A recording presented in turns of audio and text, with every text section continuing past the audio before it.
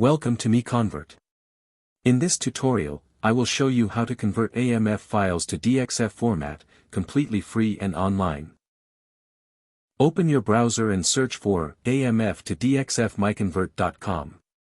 Click on the first result to go straight to the converter.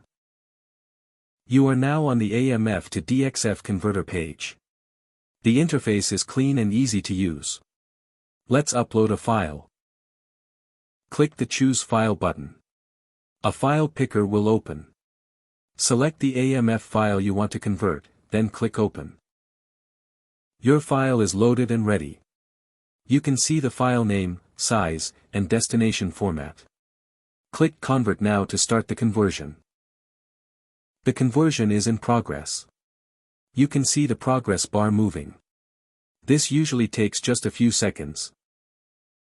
Done. Your file has been successfully converted. Click Download to save the DXF file to your computer. That's it. Visit MiConvert.com for more free conversion tools.